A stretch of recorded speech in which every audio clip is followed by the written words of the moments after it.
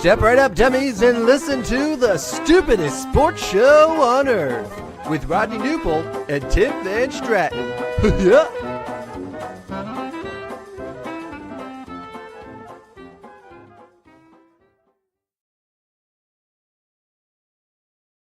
Well, hello, dummies, and welcome to, that's right, episode number 100 of the Stupidest Sports Show on Earth. We have made it, folks. My name, as you all know, is Tim, the third creatine Caucasian Van Stratton.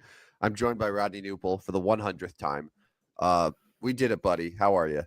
That was a lot of words in that nickname. Tim, the third creatine Caucasian Van Stratton. Yeah. All right. That's right. All right. Yeah. That's what they call me. Well. I don't control the nicknames, man. It's what people call me.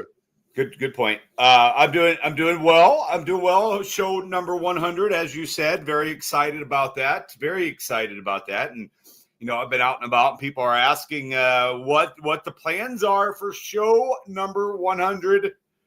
And guys, you got to act like you've been there before. I mean, you got to act like you've been there before. It's no big deal. No big deal. Number 100.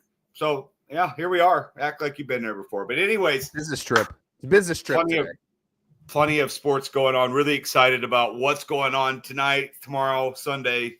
And then Monday is a kind of a holiday, right? Like, I'm sure you have to work, but it is Christopher Columbus Day. Happy Christopher Columbus weekend.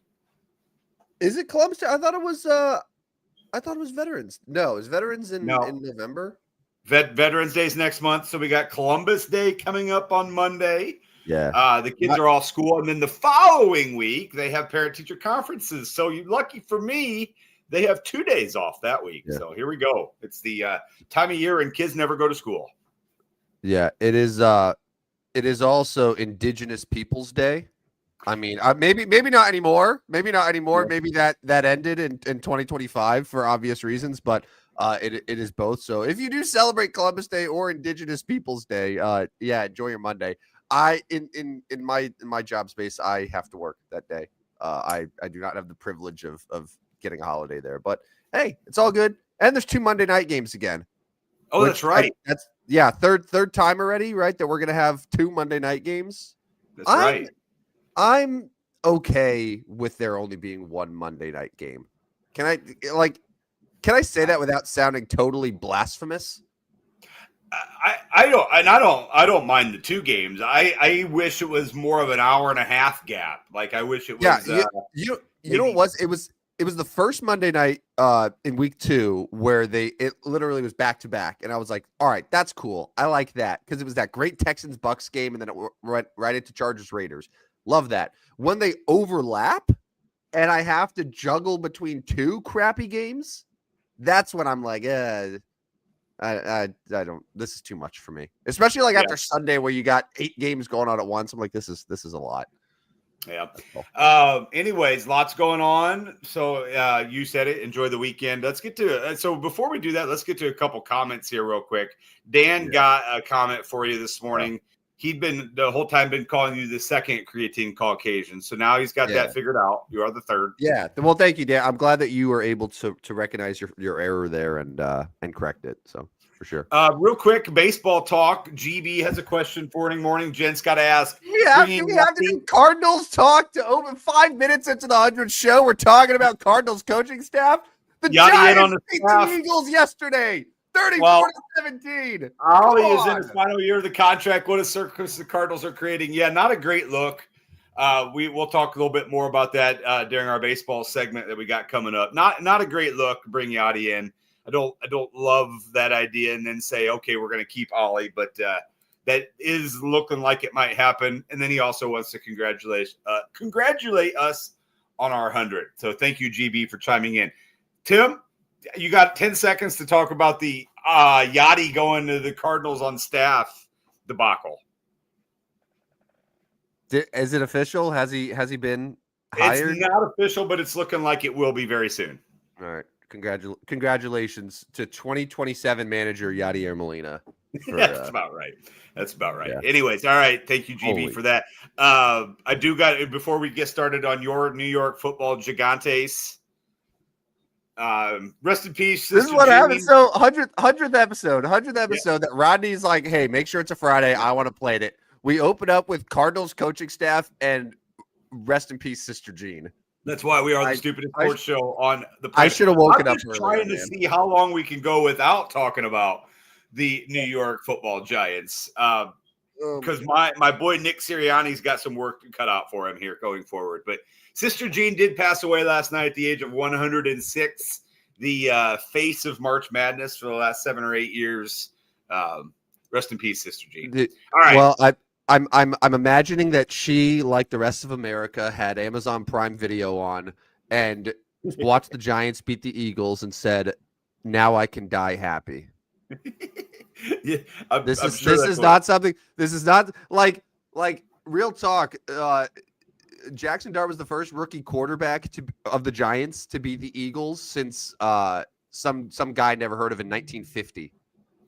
So like Sister Jean probably remembers that, like the last time a rookie Giants quarterback beat the Eagles.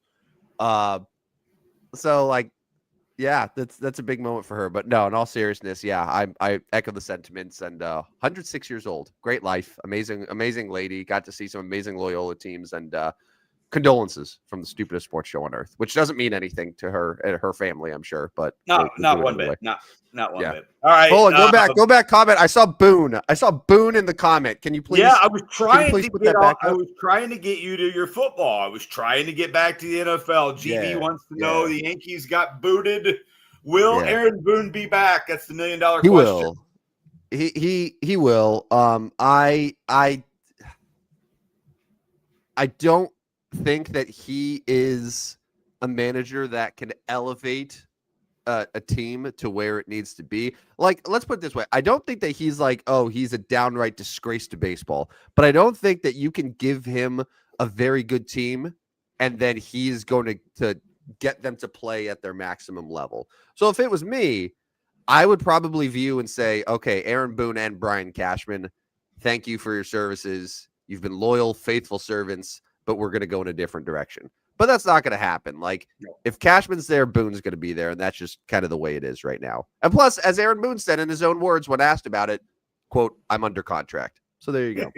Yeah, he's like, if fire me, I'm still going to get paid. So it's good answer there. All right, let's get to the football game. 9 minutes in. What in the absolute hell happened last night in New York? My Philadelphia Eagles, not really, but I've been a what is the word stan? I've been a stan for them. Yeah, you've been a it's more like a Sirianni stan too. I think it's because I have like an irrational hatred of him, so you decided naturally that you're going to be the biggest Nick Sirianni guy on the face of the earth. That's basically what it is. Yeah. I've been but I am a stan of Cam Scatterboo. I do like that guy. A hat trick last night. But what the hell happened in New York? Philadelphia Eagles got smashed by your New York Giants. Yeah. So the game started very similar to last weekend for the Giants, where they get out to a very hot start. This is three straight starts now for Jackson Dart, touchdown on the opening drive. Like, I don't know if Daniel Jones had 3 first drive touchdowns in his entire 6-year career with the New York Giants. Jackson Dart's done it 3 weeks in a row. So they were up 13-3. They had a missed extra point. Eagles, though, they do what we all expected them to, where they get a touchdown. And Rodney, I know that you were kind of in and out of the game, but their second touchdown that they scored to make it 17-13, they ran 4 straight tush pushes and ate about like 4 minutes of clock time doing so. Blatant, uncalled false starts as always. And the announcers were like, "This is just ridiculous." And that play's getting banned next year. I hate to tell you, Eagles fans, that play's done after this year. But what's amazing to me is you have the Eagles who are up 17-13 in the first half, right? We've seen the Giants get off to fast starts, fall behind, and then that's it. But they end the half with a touchdown, Scatterboo's first, and then they hold the Eagles to 0 second half points. The Eagles' best drive was later in the game, early on in the fourth quarter, where Jalen Hurts threw an interception that was then taken about 80 yards and set the Giants up for what would be yet another touchdown that they would score. Eagles fumbled late. They had, I believe, as a team, 1 third down conversion the entire game. Okay. 1 third down conversion. And what's crazy to me too, Rodney, is and I'm kind of looking at this from both perspectives here, and we have some more thoughts though, but like Saquon Barkley opened up the game with two huge runs. He had 30-something yards in 2 carries to open up the game. He only finished the game with 58 yards. Yeah. On 12 carries. Like, was a non-factor for the rest of the game. Period. Total non-factor.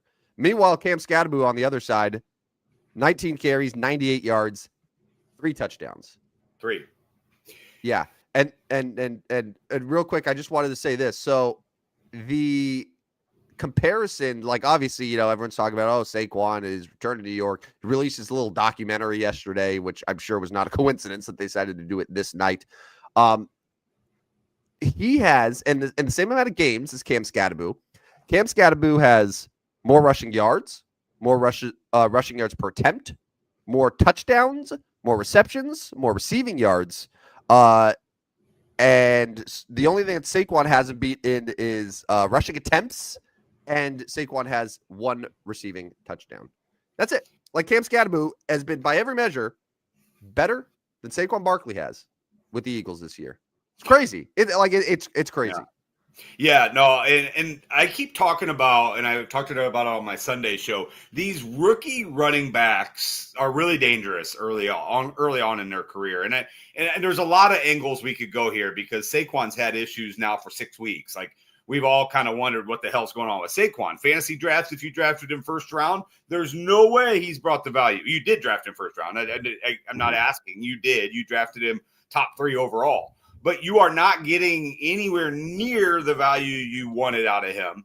And then on the other side, like Cam Scatterbo, like you probably drafted him, 8th, 9th, 10th round, somewhere silly like that. And he's bringing by far more value than you thought you were getting out of him. And I feel like that's a reoccurring theme in the NFL. Like first, second year running backs are like always putting up these big numbers. And then these veteran running backs like Derrick Henry this year running out of steam or something is not working for them. So it's definitely an issue Philadelphia's got to figure out how to get Saquon Barkley going. And now they still have how am I going to get A.J. Brown going? He had a better night last night.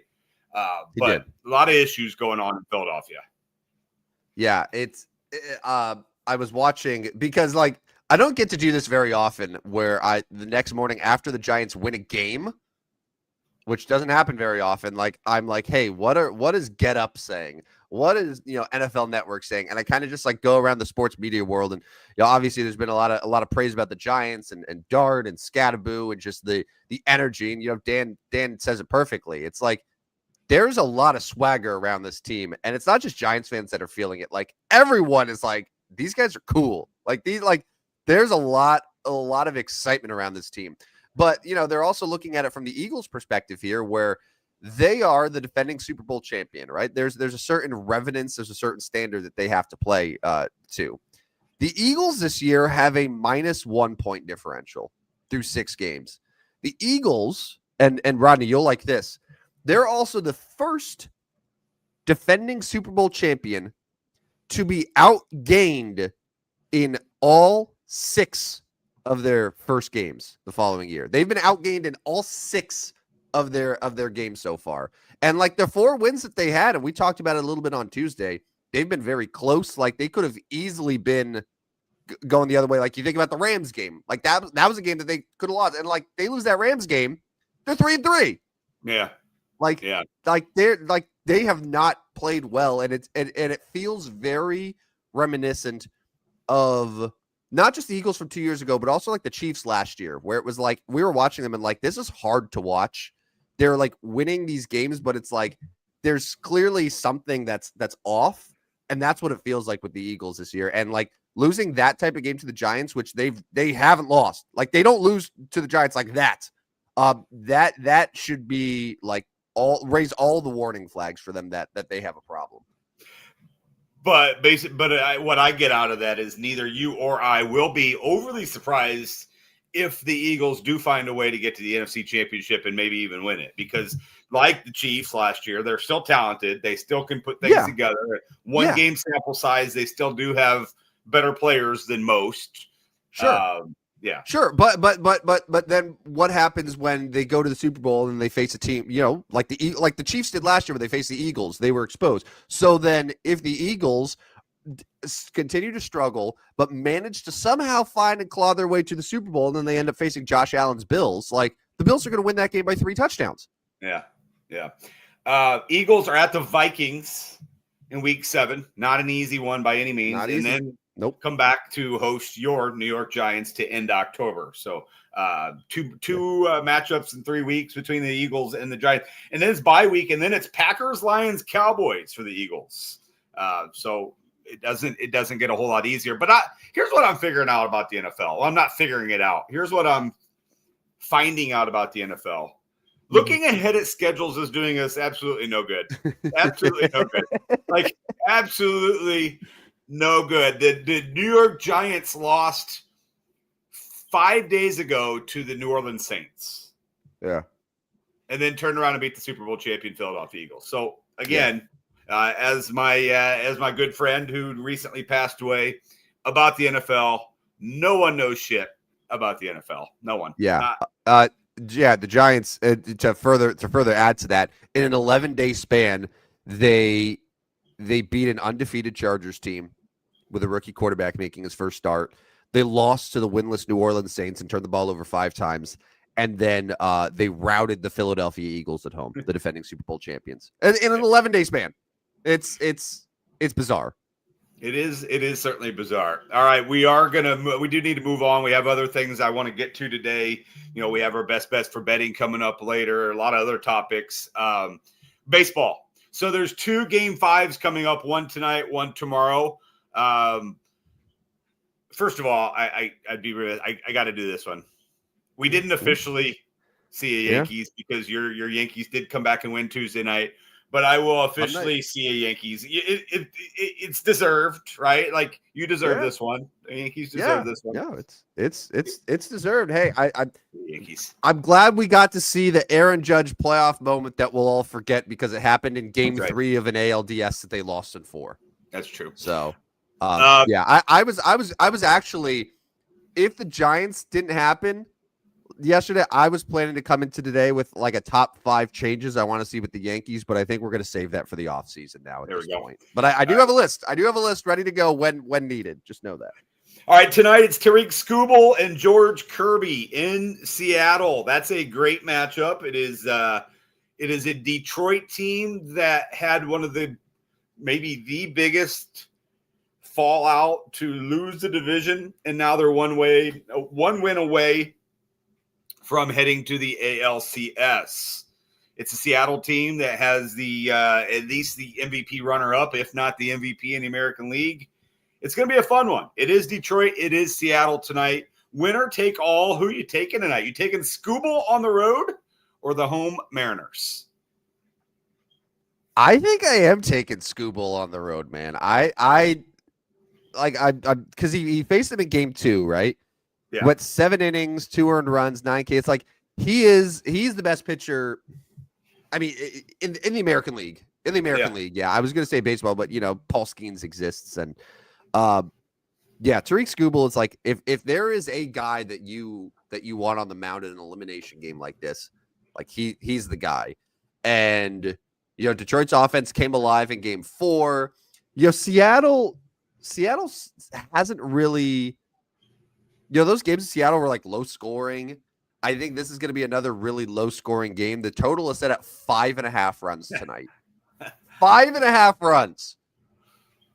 Like that tells me that the books know like Tariq Skubal is going to go out there and he's going to shove. So I'm going to back that up, and I think the Tigers are going to win this game. I think it's going to be. I'll say 3-1. 3-1, they get it done, and pull off another upset, and then lose to Toronto.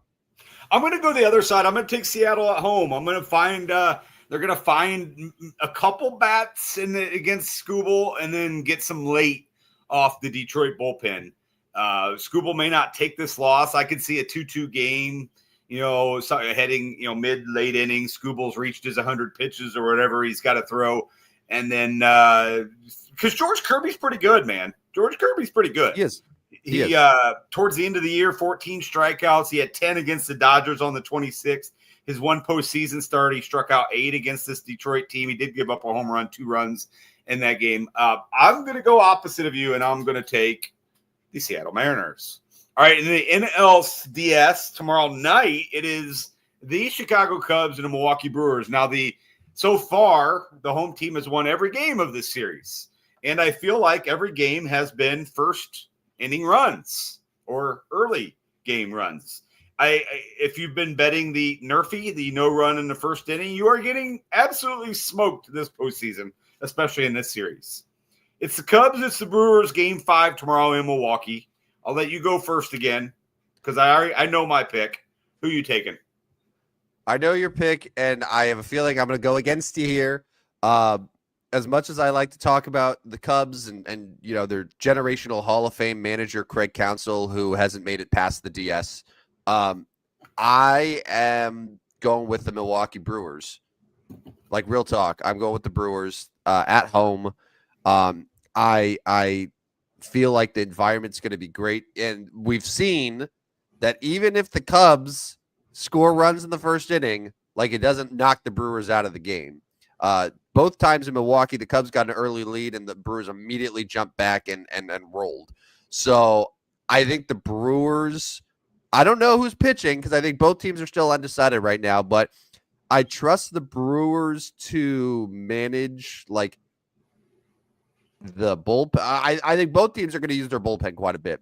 And I think I just trust Pat Murphy and how they're going to manage it a little bit more than I trust Craig Counsell and the Cubs to do it. So I'm taking the Brewers in 5. That was my initial prediction before the series started, Brewers in 5, and I'm going to stick to it.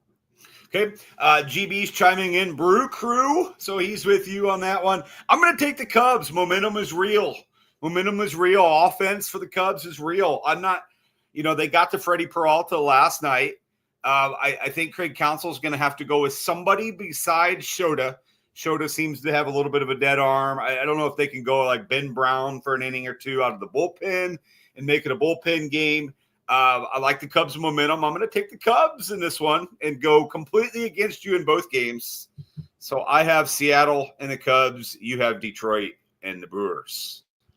Cubs Dodgers at LCS would be tough for me if I'm being 100% honest. Like that would be it. That would be a tough one.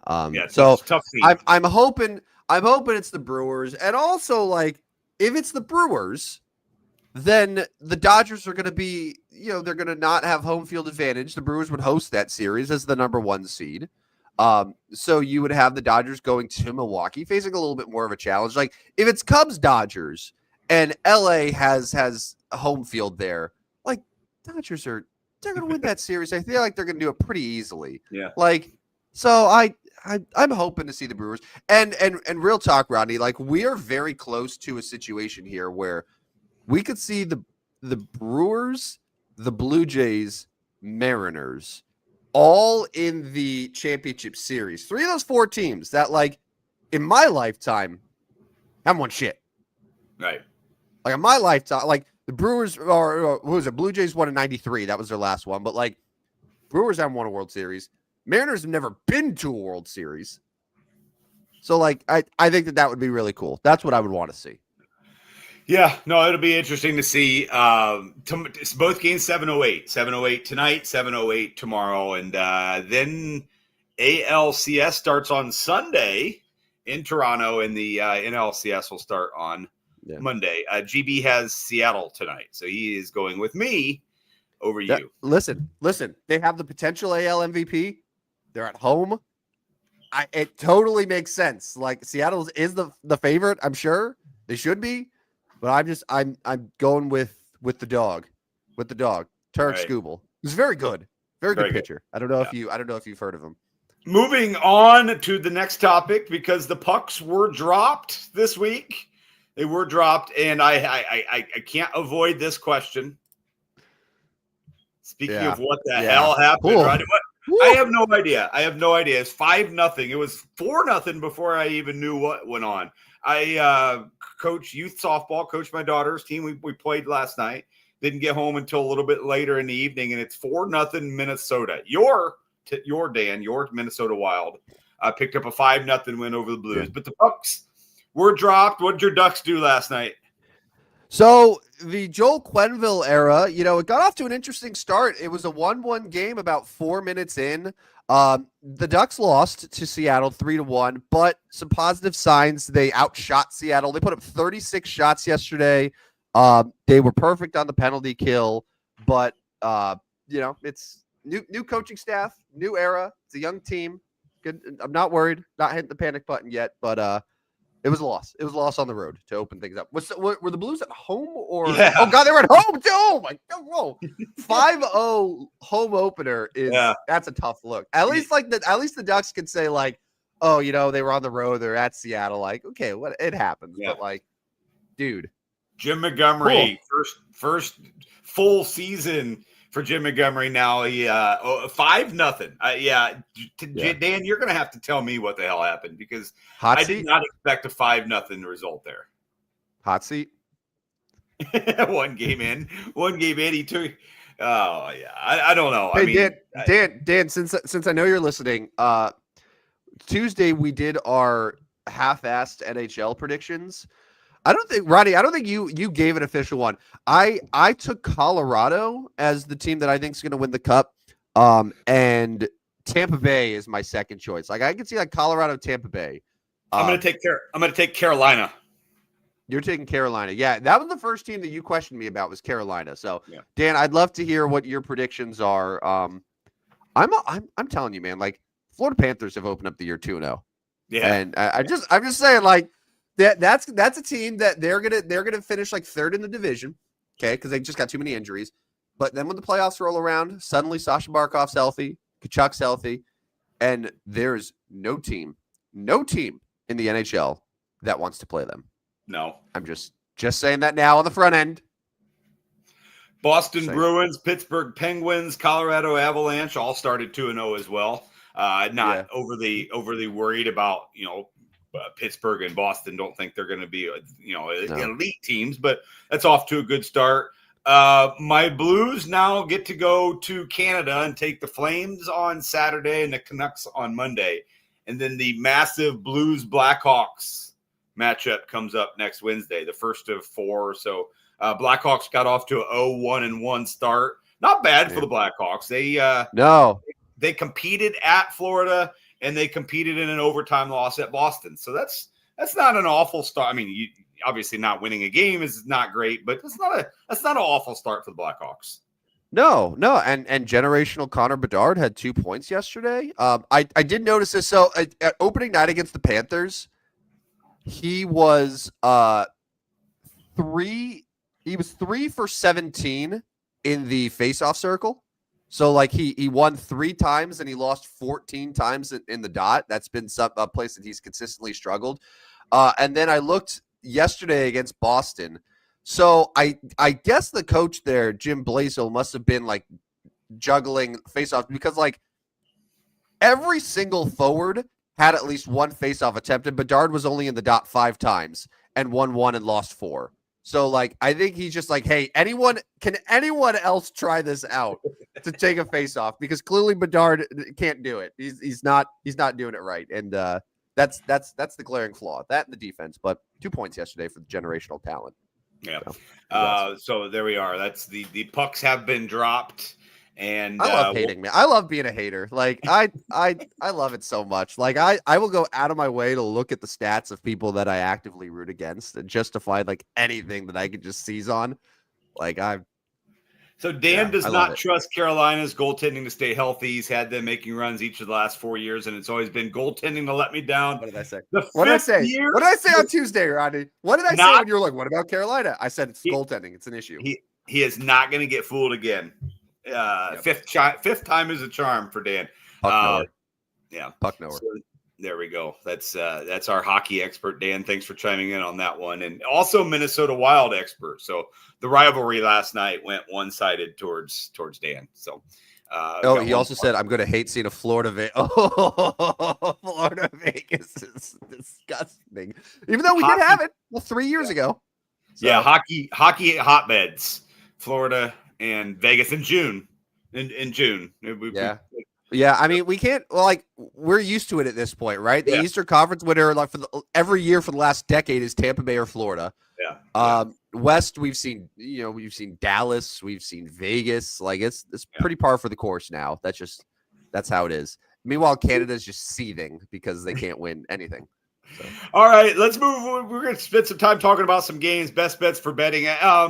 Before we do that, we'll just kind of run down some of the bigger games. That's something we do each week as well. But so we'll run down some of the games. There was football last night, nothing elite in the college game, but there were some games. Let's talk about some of the. So obviously, Ohio State, Illinois is a big one.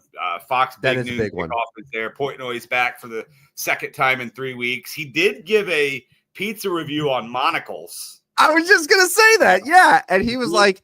I don't know how harsh his grading scale is. I forgot the exact number he gave it, but he seemed to enjoy it. He said he could house this pizza if he wanted to. I was reading the comments, and universally people were saying, Dave, you got to dip it in the sauce. So, Rodney, I've had monocles many times in my life, as I'm sure you have as well.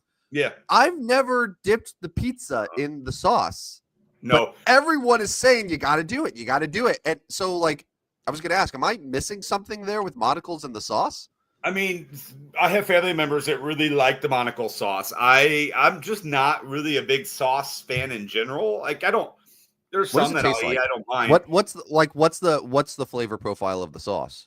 I honestly don't know. We're going to have to look that one up to get an answer on that. But I've never had it. I mean, we have a bottle of monocle sauce here that I don't use and others use, but I think the first time he called it Monica's, but I'll give him a pass on that. Yeah. But Ohio State, Illinois is probably the best game or 1A, 1B with the other one that GB talked about. Let me pull that one up here. I think, by the way, just to close the lid on that, I think it's the sweet and tart dressing. Yeah. You say that. You're correct. I'll try it out. I mean, if everyone says you got to dip it in the sauce, it's clearly I'm missing something. But I'm with you. Generally with pizza, pizza to me is not a vessel for sauce. Yeah. The only time I'll do it is if I get, let's say Domino's. Don't judge me. But you get the little cup of the garlic sauce, right? When you get to the crust, you dip the crust in the garlic sauce. That's how I do sauce. But regular pizza, I ain't dipping in marinara or whatever else. I'm that's already covered in tomato sauce. It doesn't need more sauce. Yeah. So Ohio State, Illinois, and Alabama, Missouri, I would say are probably our two best games, and they're both 11 o'clock tomorrow. Both early games. There are other good games. I am not taking either of these games into best bets for betting. I'll go ahead and mention that now. I did go ahead and do 5 NFL because screw college football in my picks right now. I'm not winning them anyway. I'm not winning shit anyway. I'm not winning NFL. I'm not winning college. But anyways, we're gonna wait, Rodney. I missed it. I didn't read it in the Substack yesterday. You wouldn't have by any chance taken the Eagles -7 against the Giants, did you? Oh yeah. I took. The I took the Eagles. I know that we're kind of jumping all over the place. By the way, Jalen Hurts now is 0-8 as a starter when his Eagles are favored by a touchdown or more. Yeah, that's not great. 0-8 against the spread. I should clarify, 0-8 against the spread. But that's not great. It's interesting. And especially when you see last night, it's makes you wonder a little bit. So I am going to take Ohio State, but not to cover in this one. 14.5 just seems like a lot. Yes, the Buckeyes are really good. I think this is going to be a very competitive game. I do think Ohio State sneaks out a win. I'm going to take something like 28-27. I really think it's going to be a really fun, interesting game. I'm going to take the Buckeyes to win and the Illini to cover. Your must pick a side here. Who are you taking? Between Ohio State and Illinois? Yes. 14.5 points is a lot of points, dude. Lots. That's a lot of points. I would probably take Ohio State to win, Illinois to cover. Yeah. Same. Apologies if that's what you just said as well. But you're multitasking. I get it. I am. I was sending a tweet out. I'm sharing. I keep putting the show out on the timeline so people could see it. This tweet was about missing something with not dipping the pizza in the sauce. So my apologies there. So what was your official pick there for Ohio State, Illinois? Yeah, I'm taking Ohio State to win the game and Illinois to cover. 28-27, a thriller. Illinois is awesome, man. They're 5-1 team. They're ranked. They've had a couple of really big wins this year, except that one loss where they lost by 53 goddamn points against Indiana, which is just still one of the funniest things that I've ever seen happen in college football. Especially like when you're like Rodney and I, who just like. Rodney is also a hater who just lives to see Illinois athletics suffer. And and I'm sure what's going to happen is, like if you would, you can't bet on Illinois in the state, but like if you were to bet, obviously you take Illinois plus 14.5. But like if Illinois lost on Saturday by 40 points, I don't think you would be like, oh man, that sucks. I think you would be trolling quite a bit. Yeah, I do think it'll be competitive. The other game, and GB wanted to ask about this one, is as a big Mizzou fan, a big Tigers fan, Alabama and Missouri. That's a good one. Alabama's ranked 8th. Missouri's ranked 14th. Alabama already has that one loss. Mizzou does not. They are 5-0, and they have Auburn, Vanderbilt coming up. So a tough stretch here. This game is in Columbia. Can the Tigers move to 6-0? I'm going to take Alabama minus 2.5. Yeah, I'm right there with you, man. Like, all right, so Missouri, it's had a great year. Their wins have been Central Arkansas, Kansas at home, Louisiana, not LSU, Louisiana at home, South Carolina at home, UMass at home. So like all at home and like a pretty soft schedule. And now Alabama's coming in, and this is an Alabama team that is now 8th in the nation. They've beaten Georgia. I just think 2.5 points to a team like Alabama. I know that they might not be same as Alabama, but like it's still a top 10 team in the nation. Like 2.5 points is offensive. So I'm rolling Tide here. I'm with GB. I'm with you, man. Like I might have to make an adjustment here on the best bets for betting. Honestly, now that I'm talking about it, I have to. You got time. You can put that in there. While you're putting that in there, I honestly, Indiana at Oregon is a 1A, 1B, 1C type game too. Top 10 teams. Indiana's ranked 7th. Oregon's ranked 3rd. That is in Oregon. Both of them are 5-0. Oregon is minus 7.5. 53.5 is the total. I'm sorry, Indiana. I think you get beat. You get beat pretty easily today on Saturday. I'm going to take the Ducks minus 7.5 in that one.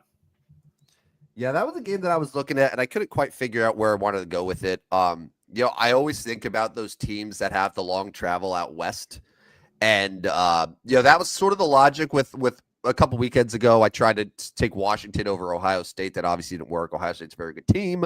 I could see Indiana keeping it close though, but I think Oregon should win this one. Yeah, should win it. And I'm staying away from the spread though, but like I think it's going to be a good game. We'll do 2 more college games. The Red River rivalry, 6 Oklahoma against Texas. Dan's got a question. Does the Arch Manning era end this week against Oklahoma? Well, if Texas loses this one, they're 3-3, and their hopes are officially shattered. Oklahoma would be a massive win, be their 6th in a row. Now, they really haven't beat anybody too different. I mean, they beat Michigan. They beat Auburn. Well, let's put it this way. Oklahoma's 5-0. They're the 6th ranked team in the nation. And they are an underdog against Texas. 1.5 points. Who are you taking? You know what? I'm going to take Texas. I'm going to hook them. Yeah, it scared me that you and I are so aligned on college, considering how the last 2 weeks have gone for college for you. I'm alarmed by that, but I'm going to ignore it because as the great bettor you are, peaks and valleys, man. Like that's how it goes. Final game we'll talk about. It's Michigan at USC. USC's -2.5 at home. Yeah. I'm going to take the Trojans at home to beat Michigan. That was the bet that I initially had in my best bets for betting that I just swapped out for Alabama. Spoiler alert. I also had USC -2.5 at home. We are on the same page in college. Scary. Now, Terrifying. on what we neither one have any idea about is the NFL. That starts Sunday morning with Broncos at Jets in London. Broncos are -6.5. Yeah, it's terrifying. It's terrifying. It's the most terrifying slate that I've ever seen in NFL. I probably will not bet anything. Yeah, so let's go ahead and just get to our best bets for betting because I have 5 NFL games, and then we can kind of mix in from there. My first one, I'm going to take the Jets. I'm actually betting real American dollars on the New York Jets. Well, maybe. I put it in my best bets for betting, whether I actually bet it or not. I mean, I typically try to because you put your money where your mouth is, but I will take the Jets to keep this close. Typically, the games in London are close, right? They're somewhat close, or they stay close. They have been. Yeah, it's a neutral field.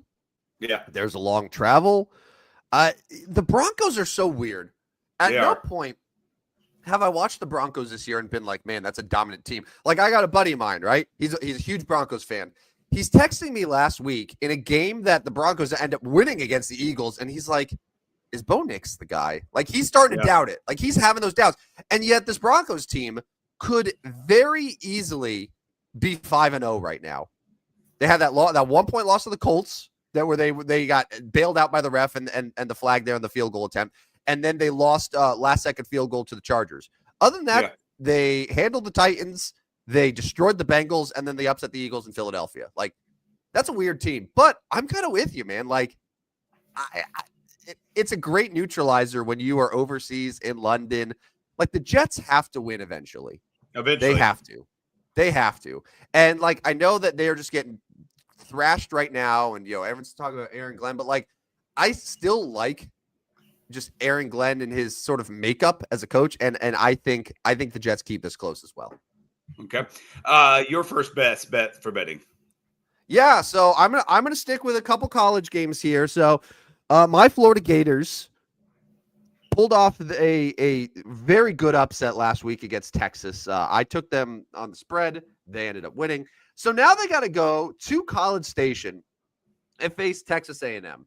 On paper, this should be like, oh, Texas A&M is going to roll. But I'm looking at this number and I'm saying, okay, why is it that a ranked team like Texas A&M and an unranked team like Florida that people seem to be so down on, why is it that the number is only 7.5 points?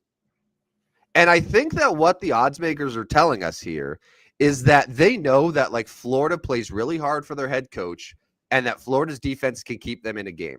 So I'm going to take the Gators to continue that momentum from last week in a very impressive effort against Texas. And I think that they once again keep this close on the road against the Aggies. It's a little bit of a risky one, but I think that the team it's not a team that, like, oh, they've given up on their coach or they've quit. Like, I think that there's still belief in that building, that they're building something there. So despite sort of the uneven season that they've had, I'm taking the Gators plus 7.5. All right, my number 2. I don't know why I'm doing this, but I'm going to take the Baltimore Ravens. So there's a lot of talk about the Ravens being bad, and they have been. They're 1-4, but the Rams haven't been all that good here recently either. You got to keep in mind the Rams lost on Thursday night to the San Francisco 49ers with backup quarterback City. Now, what does scare me is the Rams do have a little extra rest after the Thursday night game. They are going to Baltimore in this one. Lamar officially declared out, correct? I'm not sure exactly if he's been officially ruled out. Misses another practice on Thursday yesterday, so I'm assuming he's going to be out. Yeah. And all in all, so I'm going to give Derrick Henry one more piece of my interest, one more go at it. Baltimore gets Derrick Henry involved. You can run on the Rams a little bit. Remember, Saquon did it a couple times last year. He did it earlier this year. I will take Baltimore plus 7.5 in this one. Seems like a bad idea. Baltimore's at home. It's really the last breath for Baltimore. Like, you cannot go to 1-5. No. I'll take Baltimore plus 7.5. Yeah, 1-5 is a very, very dangerous hole to try to dig yourself out of. I'm shocked, by the way, the total for this game. Baltimore's had the worst defense in the NFL this year.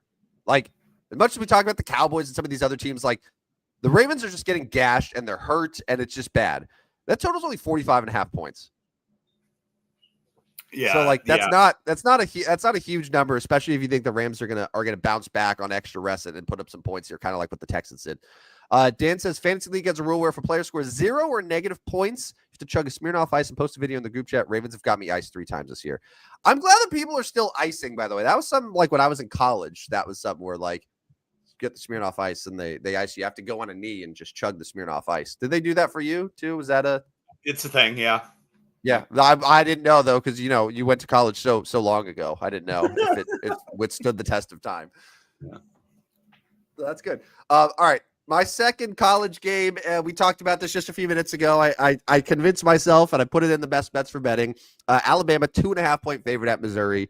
It's until proven otherwise, I got to give respect to the Tide, and the win over Georgia showed me that they are starting to figure things out. So I'm taking Alabama here -2.5. Number 3, give me the Saints. Why the hell not? Right? New England. Why not? New England got a big win last week, but. Now it's the vaunted the dangerous New Orleans Saints. I can't figure out the NFL, so I'm going to take who I thought was the worst team in the NFL to cover at home. Still not sold that New England's all that good. Divisional games are just weird. We've seen it numerous times already this year. Divisional games are weird. I'm going to take the Saints +3.5. Even if they lose, maybe New England kicks a field goal to win it late. Saints +3.5 for me. The Saints also, and like surprising, the Saints are a much better home team than they are road team. Like the Saints at home this year have shown signs of life. Like that week 1 game against the Cardinals it was gross, but it was within a touchdown. 49ers only managed to win by 5 points in New Orleans. Right. And then the Saints have gotten killed at Seattle, at Buffalo, and then last week they beat the Giants by 12 points. So like it's a better home team. And I'm kind of with you. Like the Patriots are a team where they're probably feeling very, very good about where they're at, and then they're going to come in and feel a little like, oh shit, we still have to, go out and win these games. I don't hate that. I don't hate that bet, Rodney. All right, I do hate this one, but I put it in best bets for betting anyway. I don't know why I keep betting these Carolina Panthers games. Last week I bet the Panthers to cover. They won outright as a home dog. They're back at home hosting the Dallas Cowboys. I just think the Cowboys offense is going to be too much for Carolina. Like Carolina, their 2 wins were against Atlanta and like Michael Penix, and that's sort of been a very shaky thing. And then like the garbage Miami Dolphins. So like the Cowboys just seem like a competent offensive team where even if their defense isn't great, like I don't think Bryce Young and the Panthers have their offense going at the same rate to where it's like, oh, we're gonna we're going to roll here. And like Rico Dowdle's not going to run for 200 yards again. He's not. Right. He's not. So I think Cowboys -3.5 here is the play. It is a Rico Dowdle revenge game. It is. And like the Cowboys, like they know what Rico Dowdle's about, man. Like I don't think that they're worried that Rico Dowdle is going to torch them. Yeah. All right. Would be my 4th one. Yeah. I'm going to go Tampa Bay Buccaneers against the San Francisco 49ers. I'll take Tampa Bay -3.5. It is in Tampa. It is a late afternoon game. San Francisco got to go from the West Coast all the way down to the East Coast. It is a later start, so that's not terribly. But I'm still waiting for San Francisco to kind of have a flat game again. I'll take it here. It scares me because Tampa always wins by like 2. So 3.5 is a little scary, but I'm going to take Baker Mayfield, who is getting some MVP love to win this game at home by more than 3.5. I'll take Tampa Bay. And we talked about this on Tuesday, like there still in my mind is no clear front runner for MVP. But Correct. If I had to take right now, I think Baker Mayfield is probably my pick. Is there someone that you are like overwhelmingly yes? Like I guess Josh Allen's always going to be in the mix. That's a one-loss team as well. But like, I don't know. Cause it's like these Buccaneers wins are directly associated with Baker Mayfield and his late game heroics. And like, he's putting up great numbers. He's not turning the ball over. Like, he's doing all of the things that MVPs need to do. And him winning an MVP would be probably one of the unlikeliest MVP winners in NFL history, correct? Yeah, no, I think so. It would, I mean, I think Josh Allen, I think even Patrick Mahomes is still getting the love there with those two quarterbacks. But you said Patrick Mahomes is 2-3. So Baker, if he continues to play well, will continue getting love for that. Yeah. That said, I'm going immediately against you here. The Buccaneers, they have done well in these close games, but that's the thing. Every game they play is close. And like, the 49ers are super well coached. They've proven week after week that despite the injuries, they're going to be tough. They're going to be competitive. They have extra rest. So it's not like the travel to Florida is really going to affect them too much. I just think that this is going to be another really, really close game that maybe Tampa wins by a field goal, but still that 3.5, that half point makes all the difference to me. So I'm going 49ers plus 3.5. So you and I are once again at odds, and Dan with the correct answer. He's standing for Cam Scatterbo. Cam Scatterbo right now is statistically a top 10 running back in the NFL right now. Yeah, no, for sure. He's been great, and he didn't even really do much in week 1. Does Saquon Barkley have a 3-touchdown rushing game in his career? Rushing? I mean, he's had some 3 touchdowns. I think maybe he's had like 3 touchdowns, but like one of them was passing. I'm pretty sure that Saquon Barkley in his entire career has never had a game with 3 rushing touchdowns, and Cam Scatterbo just did it. In his sixth game. Don't quote me on it. Yeah. What was that? In his 6th game of his career. Yeah.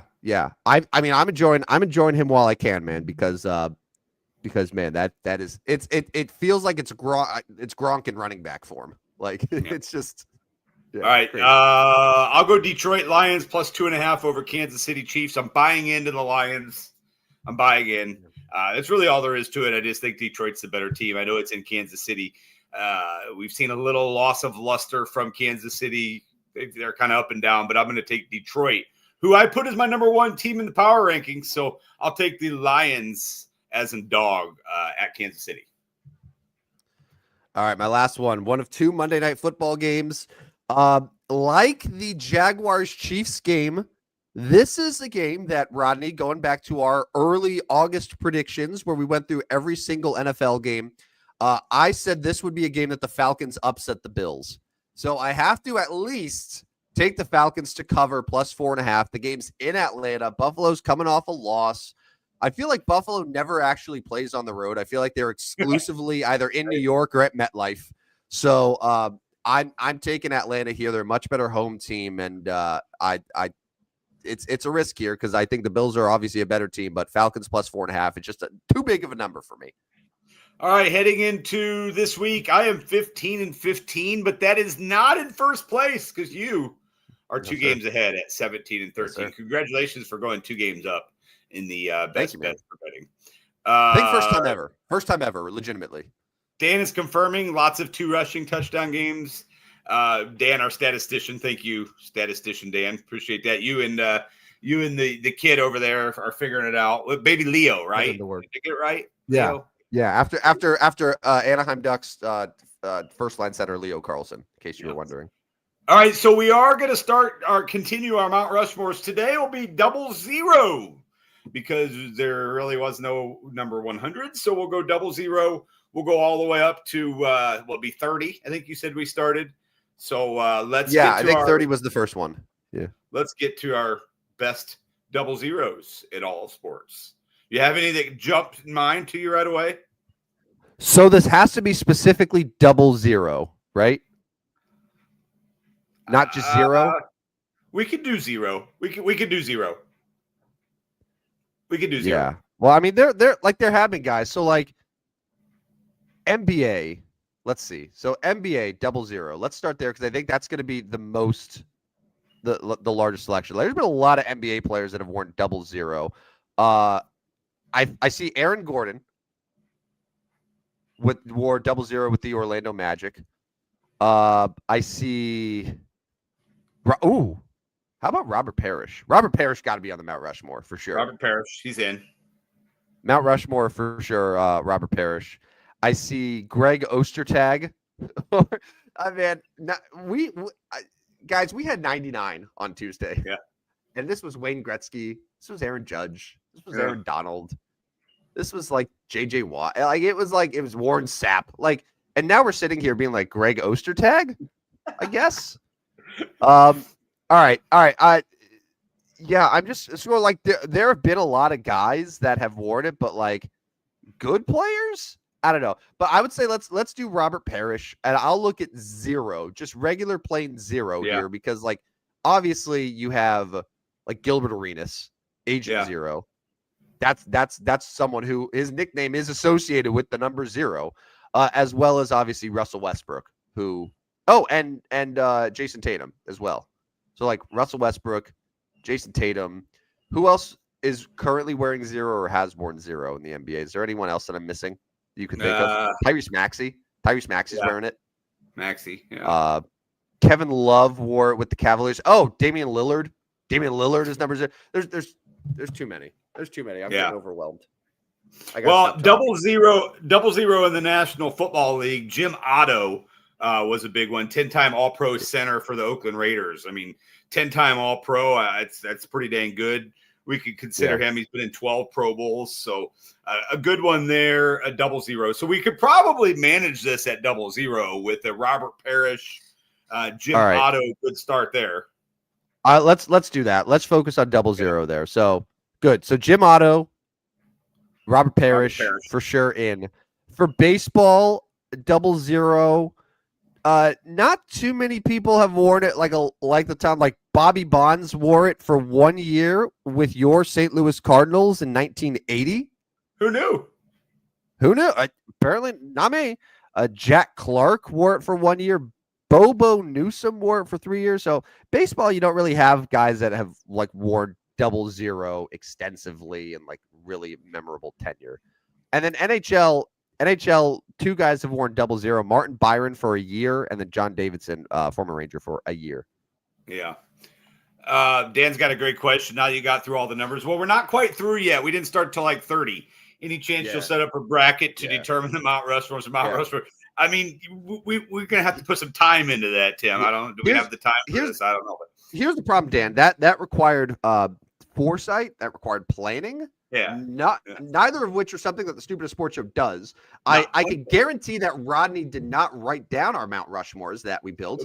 I certainly didn't. So we would have to go through and we would have to like listen to all of our previous shows to find the Mount Rushmores. But if that's something that you and your baby want to do, go for it. There you go, Dan. That's your project. Start at episode 30. Work your way. Dan and Leo putting that together. Shout out to those guys. So we got to finish this. We're right up the hour, and I know you've got work to do today. So Robert Parrish, Jim Otto. What else? Yeah. Do you want to put Bobby Bonds for a year on there? Bobby Bonds, St. Louis Cardinal. Yeah. And then, I mean, I would probably say Aaron Gordon. Yeah, maybe Aaron Gordon, I guess. Done. 00. There we go. So we never really get to 0 then is the problem. You know what? That's a good point. Again, foresight, planning, not our specialties. No. It's amazing how we've made it to 100 episodes of this stupid show. Because as you can see, we kind of go in just balls blazing and hope for the best.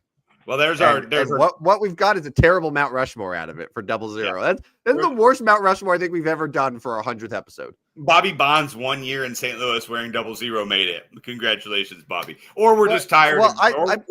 Or we're ready to log off for the show on the 2. Yeah, like I put him there for you, honestly, but like could have put Carmelo Anthony for his 2 years with the Trailblazers. Could have put Jordan Clarkson, who's been wearing it with the Jazz. Willie Cauley-Stein. Yeah. Former Wildcat. So Well, Bobby Bonds, congrats, Bobby. I appreciate your service in St. Louis 2 years before I was even born. All right. If you are not following us on Twitter, not X, do so now. Stupidest Sports Show. No W on the end. You can get all the information there. And also make sure you get into our Substack. Yes, I made a mistake the other day. Thanks for calling me out, Tim. I didn't change that. I had it pre-written. You had it. I can change it. You had it ready to go. Yeah, Rodney. And it's funny because I read them, but like I can't say that I've seen every single Substack that you've put out there. But like that one, I just happened to look just to see who you were taking. And in the intro, congratulations, Blue Jays, first team in the Final Four. Yeah. This is after Game 3 where they lost. And then later in his picks, he's like, Yankees staying alive. Like, it's like this is perfect. This is true expertise right there. But regardless of that, 50 units up this year. Still kind of middling here in October, but we're ready to get hot and stay hot. So make sure you go to Substack, get signed up for that stupid email that you can delete if you don't want to read, or you can pull it up and read and laugh at my picks. So I mean, if you take every single one of Rodney's picks, as he mentioned, you'd be quite profitable. That's right. Just saying. All right. Yeah. Go ahead and wrap us up. All right. All 100 episodes of our show will be available wherever you get your podcasts. We're talking Spotify. We're talking Apple. We're talking iHeart. And anywhere you listen to podcasts, we're going to be there. So listen, that's important for Dan and Leo to go through like 70 episodes of our show to tell us, write down all the Mount Rushmores that we've done. And then that way, we can probably figure out a bracket style from there. The Mount Rushmore of Mount Rushmores. I think 99 is going to be the Final Four. I'm going to say that right now. Yeah. Pre-call 99. Welcome to the Final Four. 00, your first round exit. Easy. Yeah. You are a 16 seed play-in that is not even in the round of 64. Yeah. You're just lucky the tournament expanded. That's what you are, 00. You were lucky that we have a watered down expanded tournament, or you would be in the CBI in Provo, Utah, playing in a 6-team tournament. CBI ass Rushmore. That's what that is. All right. Let's get out of here. Thanks to everyone though. In all seriousness, for Rodney and myself, we did 100 episodes of the show. We started it on a whim. We're doing it over a year. It's been fun. We're doing it twice a week. We have no plans to stop. And we're just going to keep sharing it and hope that more and more people catch on and listen and talk sports with us, because it's fun. It's fun. Like, we do this just because it's fun. And hopefully you're having fun listening to us as well. So that's all I have to say, Rodney. Do you have any thoughts, or are you just ready to get out of here? No, have a good weekend. It should be a nice weather. I got a freshman football game tonight. Looking forward to that. The East Peoria Raiders come to town tonight. Is it homecoming weekend? No, that was last weekend, bro. Oh, did Jonah go to homecoming? He did. I'll share a picture with you in our group thread. But yes, the Raiders, East Peoria Raiders, come to town this weekend. It's the Morton East Peoria, the cross county rivalries here. Tazewell County rivalries. The Raiders. Yeah. And actually, before I mention this, and I know you like to laugh at my pronunciation skills, if you step outside tonight or after 5 o'clock, I am the freshman PA tonight. Freshman game PA. So I will hear you from my house. Right, I'm going to pull up a lawn chair, sit in my yard, and just listen to you talking to a microphone. That's awesome. Yeah. So, are you gonna give any special treatment to Jonah then as the PA announcer? Oh no. No, what you should do, you should just like, if he makes a play and you have to say his name, just butcher it. Yeah. Butcher your own name. Yeah, that'd be awesome. So anyways, but that's going on tonight. Enjoy the weekend. Those that have children, enjoy your extra day off on Monday, ? But yes, have a great weekend. All right, for Rodney Newpel, this is Tim, the third creatine Caucasian Van Stratton, signing off for the 100th episode of the Stupidest Sports Show on Earth. See you guys. Step right up, dummies, and listen to the Stupidest Sports Show on Earth with Rodney Newpel and Tim Van Stratton. Yeah.